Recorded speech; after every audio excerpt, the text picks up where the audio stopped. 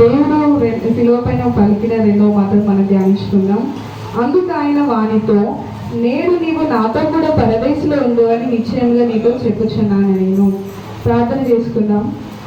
పరిశుద్ధుడ, ప్రేమ, నమ్మకం కలిగిన గొప్ప దేవా, నీ ఘనమైన నామానికి వందనాలు తండ్రి. మధ్యాహ్న కాల సమయమందు చిన్న మందగా చేరి నేను ఆరాధించే సమయమును ఆధిక్యతనిచ్చినందుకే కృతజ్ఞతలు దేవా. నీవు శిలువ పైన పలికిన మాటల్లో రెండవ మాట నేను చెప్తున్నా, నాకు ధైర్యాన్ని ఇవ్వండి.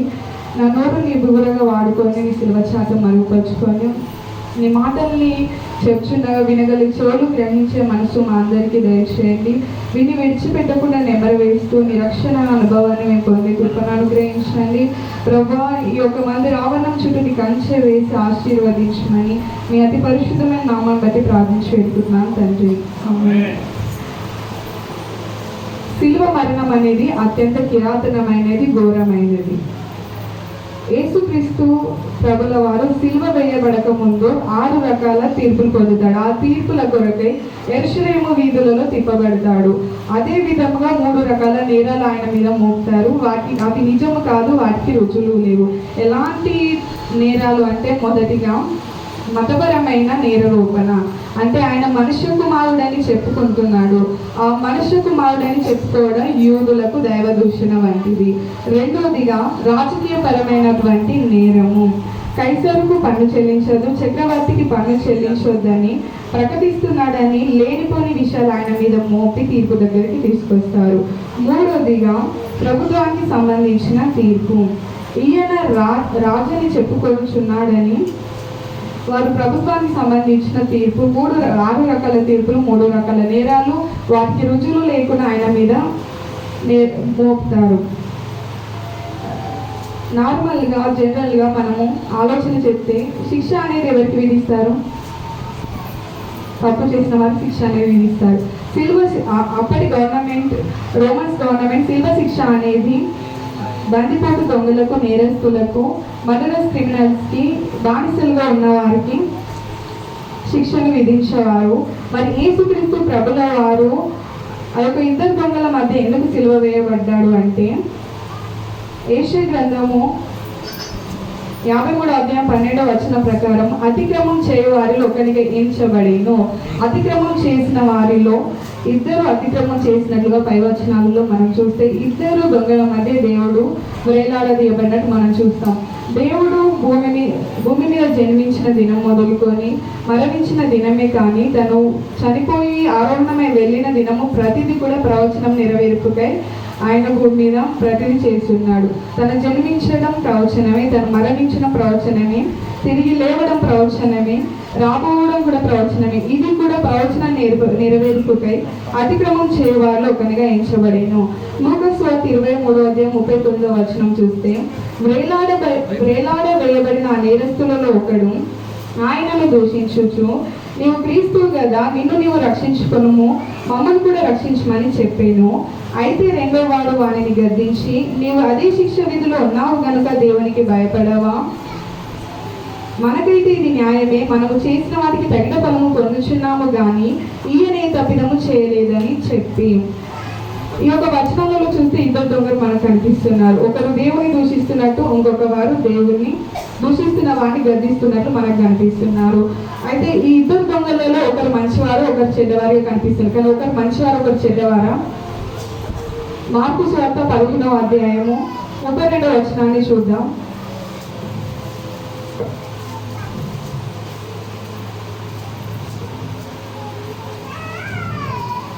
మార్కు సువార్త 15:32 ఎవరైనా చదివి సహకరించి. ఇశ్రాయేలు రాజు క్రీస్తు ఎప్పుడు శిలువ మీద నుండి దిగి రావచ్చునో అప్పుడు మనం చూసి నమ్ముదామని ఒకరితో ఒకరు చెప్పుకొనిది. ఆయనతో కూడా సిలువ వేయబడిన వారును ఆయనను నిందించేది. ఈ వాక్యాన్ని మనం గమనిస్తే దానికి ముందు వచనాలలో ప్రధాన యాజకులు, శాస్త్రులు, పరిసయ్యులు, నీవు క్రీస్తువు కదా, నీవు 3 దినములలో దేవాలయాన్ని పడగొట్టి లేపుతానన్నావు కదా, నిన్ను నీవు రక్షించుకోలేవా అని దేవుని దూషించినప్పుడు ఈ యొక్క మొదటి దొంగ కూడా దేవుని దూషించి ఉన్నాడు, రెండవ దొంగ కూడా దేవుని దూషించి ఉన్నాడు. అప్పుడు మనం చూచి నమ్ముదామని ఒకరికొకరు చెప్పుకొనిరి.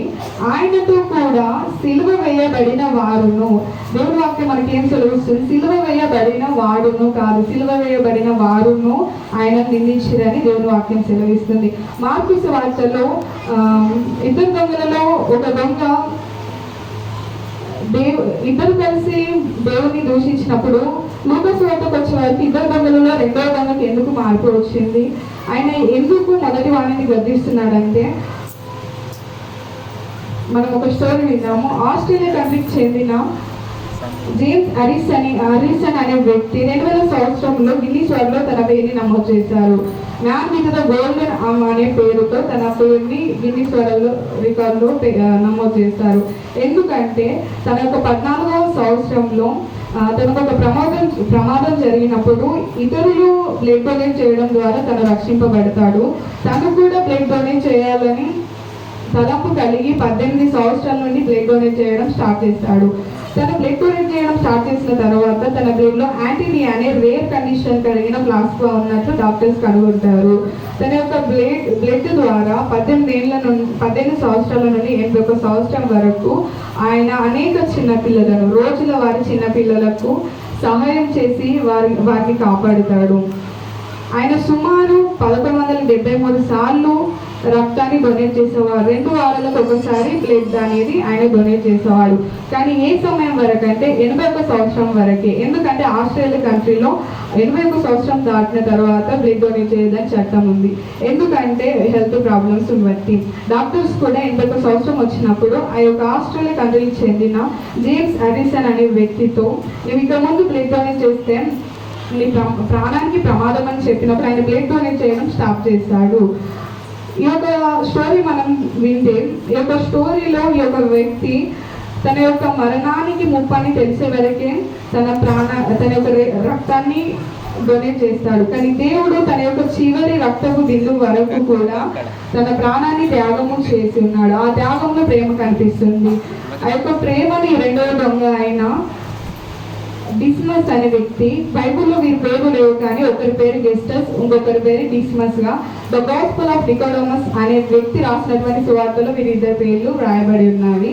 ఈ యొక్క రెండవ వ్యక్తి అయిన డిస్మస్ దేవుని ప్రేమను కనుగొని ఉన్నాడు. ఇందాక మనం మొదటి మాటలు విన్నట్లు, తండ్రి వీరు ఏం చేయించున్నారో వీరు ఎరుగ కనుక వీరిని క్షమించుమని దేవుడు పలికిన మాటలను విని ఆయన రక్షింపబడతాడు. వచ్చిన అవకాశాన్ని నిర్లక్ష్యం చేసుకోడు. మొదటగా పాపినని గుర్తిస్తాడు. రెండవదిగా నా పాపాలు ఈయన మాత్రమే క్షమించగల దేవుడు నీతిమంతుడు అని గుర్తిస్తాడు.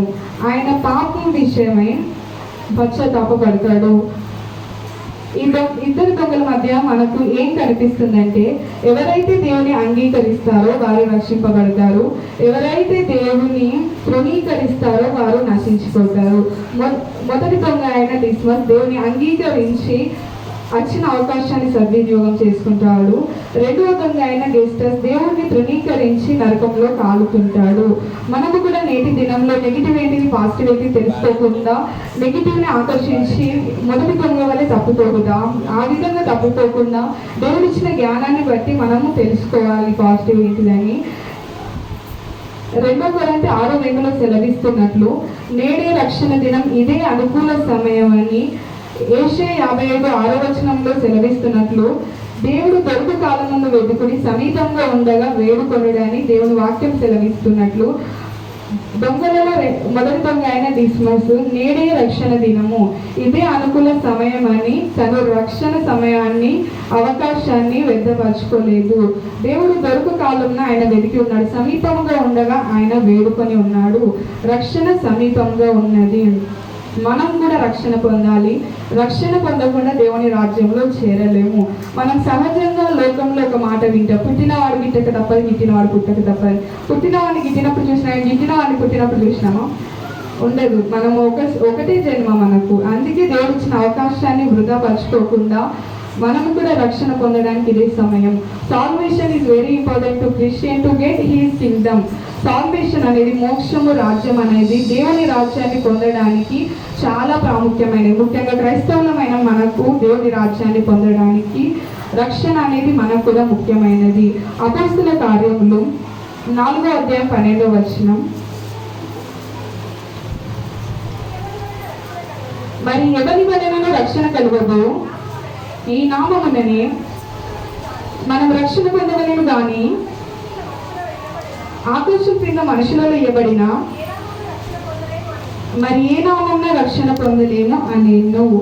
మరి ఏ ఇతర నామమున రక్షణ లేదు. మనం రక్షింపబడడానికి ఆకాశం క్రింద మనుషులలో ఇవ్వబడిన ఏ నామమున రక్షణ లేదని దేవుని వాక్యం సెలవిస్తుంది. అయితే మనం ఏ విధంగా రక్షింపబడాలంటే రోమా పత్రిక 10వ అధ్యాయం 9వ వచనం చూద్దాం.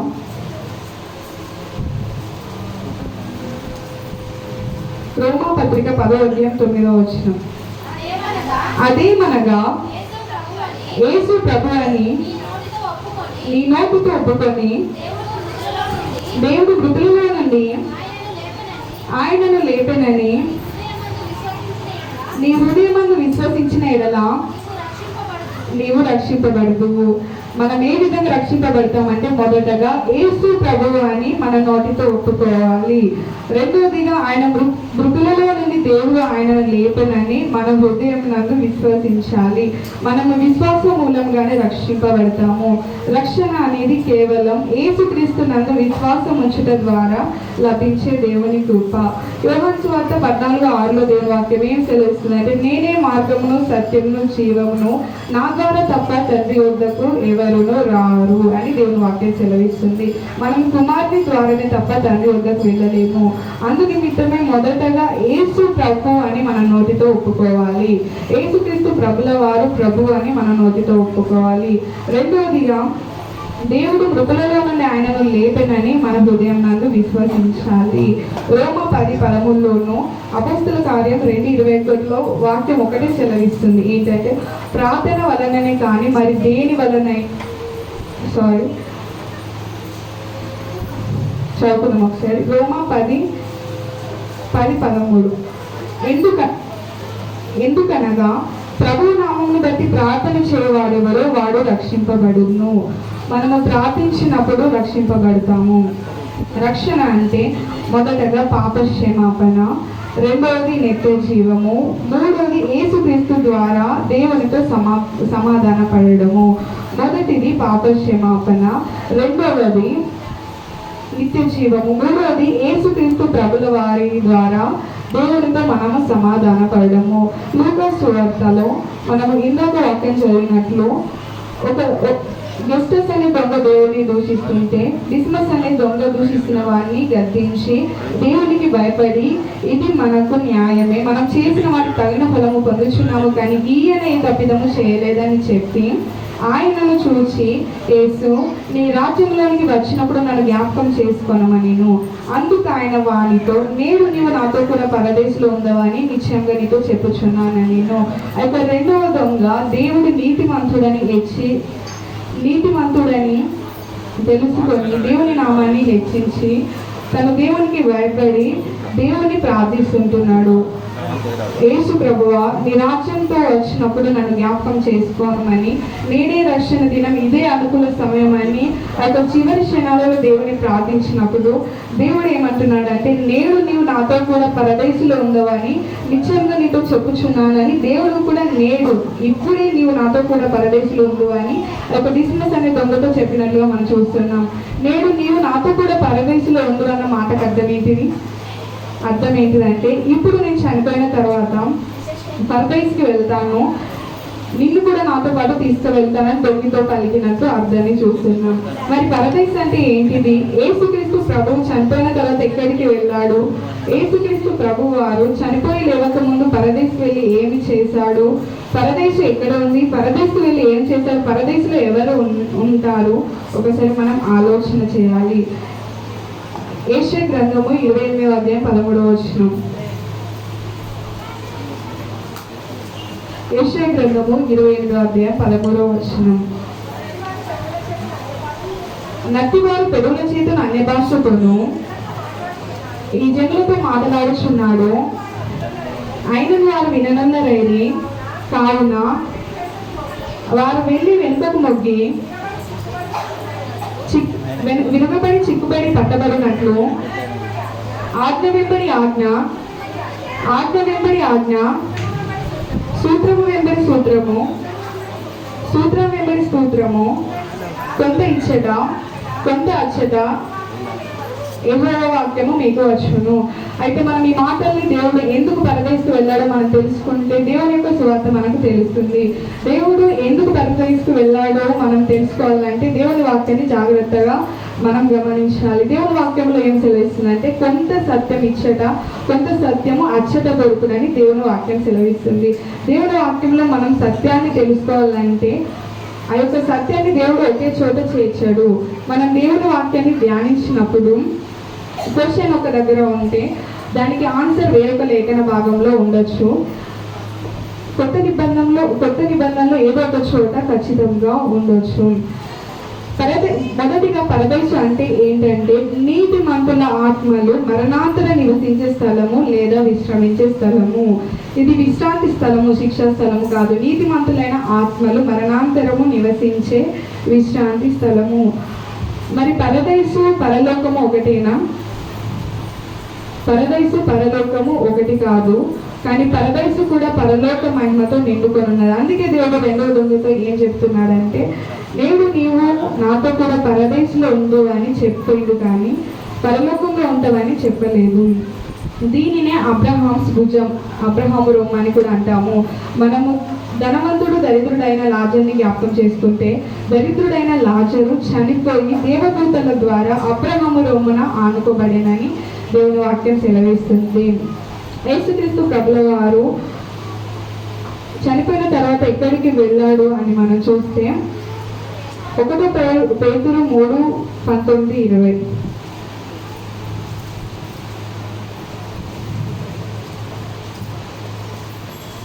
1 పేతురు 3:19-20. దేవుని దీర్ఘశాంతము ఇంకా కనిపెట్టుచుండినప్పుడు పూర్వము నోవాహు దినములలో ఓడ సిద్ధపరచవచ్చుండగా అవిధేయులైన వారి యొద్దకు అనగా చెరలో ఉన్న ఆత్మల యొద్దకు ఆయన ఆత్మరూపిగానే వెళ్ళి వారికి ప్రకటించెను. ఆ ఓడలో కొందరు అనగా 8 మంది నీటి ద్వారా రక్షణ పొందిరి. యేసుక్రీస్తు ప్రభుల వారు చనిపోయిన తర్వాత ఎక్కడికి వెళ్ళాడని మనం ఈ వాక్యంలో గమనిస్తే చెరలో ఉన్న ఆత్మల వద్దకు వెళ్ళినట్లుగా మనం చూస్తాం. చెర అనగా చనిపోయిన తర్వాత విశ్రాంతి పొందుతున్న స్థలము. అయితే చెరలో ఉన్న ఆత్మల దగ్గరికి దేవుడు ఆత్మస్వరూపిగా వెళ్ళినట్లు మనం చూస్తున్నాం. ఆ చెరలో ఉన్న ఆత్మలు అంటే శరీరాలు వాటికి లేవు. అప్పుడు దేవుని యొక్క శరీరం ఎక్కడ ఉందంటే అరిమతియో యోసేపు సమాధిలో ఉంచబడినట్లుగా దేవుని వాక్యం సెలవిస్తుంటున్నది. ఆయన పరదేశుకు వెళ్ళి ఏం చేశాడంటే ఆయన ఆత్మరూపిగా అవిధేయులైన వారి యొద్దకు వెళ్ళి ప్రకటించడానికి వెళ్ళి ఆయన యొక్క సువార్తను ప్రకటిస్తున్నాడు. పరదేశు చెర అనగా ఇక్కడ ఉంది.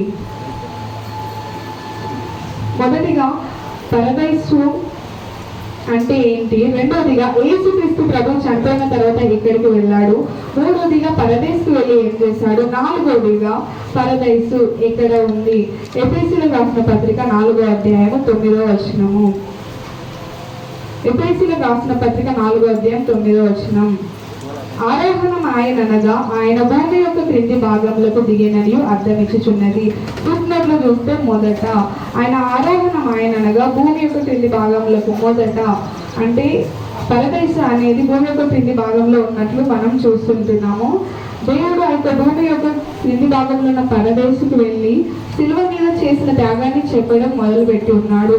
పరదేశులో ఎవరు ఉంటారంటే పాత నిబంధన భక్తులు అనగా అబ్రహాము సంతానంలో పుట్టిన ప్రవక్తలు, విశ్వాసులు, భక్తులు, క్రీస్తు జన్మించక ముందు క్రీస్తు జన్మించక ముందు సకల మానవ జాతులలో జన్మించిన వారు అక్కడ విశ్రాంతి పొందుతున్నట్లుగా దేవుని వాక్యం సెలవిస్తుంటున్నది. దేవుని వాక్యము ఏం సెలవుస్తుంది? నేను శిలువ మరణం పొంది తిరిగి లేచిన తర్వాత ఎవరు నా యందు విశ్వాసం ఉంచుతారో వారు రక్షింపబడతారని దేవుని వాక్యం సెలవిస్తే క్రీస్తు జన్మించబడక ముందు అనేక కోట్ల కొలది మందికి దేవుడు అన్యాయం చేసినట్టే కదా. వారికి ముందు దేవుడు జన్మించలేదు, వారి కొరకే రక్తాన్ని చిందించలేదు. అయితే వారి సంగతి ఏంటి? వారి ఆత్మలు ఏమని మొరపెడతాయి? ప్రభువా, నీవు మాకు ముందుగా జన్మించితే మేము రక్షింపబడేవారము, మాకు రక్షణ దొరికేది. నేను ఎంతో కొంత నీతిమంతులో జీవించున్నాను కదా, మాలో కూడా విశ్వాసం ఉంది కదా అని వారి యొక్క ఆత్మలు మొరపెట్టచ్చు. అందుకోసమే అబ్రహాం ఆదికాండంలో సెలవిస్తాడు, సర్వశక్తులు న్యాయము చేయకుండునా అని. అయితే పరమాత్ముడైన దేవుడు మనుషుని రూపంతో రాబోతున్నాడని, అనేక ప్రవచనాలలో బలిగాబోతున్నాడని కోట్ల కొలది మంది యేసుక్రీస్తు జన్మించక ముందు నమ్మి ఎదురు చూస్తున్న వారు ఉన్నారు. వారి యొక్క నిరీక్షణ ఫలించక ముందే చనిపోయిన వారు అంటున్నారు. ఆ యొక్క చనిపోయిన ఆత్మలని దేవుడు కోట్ల కొలది, అబ్రహాము మొదలుకొని కోట్ల కొలది మంది ప్రజలను దేవుడు విశ్రాంతి స్థలంలో అంటే పరదైసులో ఉంచినట్లుగా దేవుని వాక్యం సెలవిస్తున్నది. అయితే ఈ భూమి మీద శరీరదారులుగా ఉండి జీవిస్తూ సువార్త విని నమ్మి బాప్తిజం పొందిన వారు మాత్రమే పరలోకానికి నిత్య జీవానికి యోగ్యులని దేవుడి వాక్యం సెలవిస్తే, మరి నమ్మి బాప్తిజం పొందిన వారు రక్షింపబడిన దేవుడి వాక్యం సెలవిస్తుంది కదా. దేవుడు జన్మించక ముందు జన్మించిన వారికి బాప్తిజం లేదు, సువార్త వినే కృప లేదు, వారికి ఎలా రక్షణ కలుగుతుంది? అందుకోసమే యేసు ప్రభుల వారు దొంగతో పలికినట్లు, నేడు నీవు నాతో కూడా పరదేశంలో ఉండు అన్నట్లు దొంగతో కలిసి భూమి కింది భాగంలోనికి వెళ్ళి 1000 సంవత్సరాలుగా యేసుక్రీస్తు ఒక రక్షకుడు వస్తాడని చెప్పి నీతిగా జీవించిన వారు అందరూ విశ్రమిస్తున్న స్థలానికి వెళ్ళి, ఇదిగో నేను మీ పాపముల నిమిత్తమై రక్తము చిందించున్నాను, ఇదిగో సాక్షి అని దేవుని వాక్యము సెలవిస్తుంటున్నది.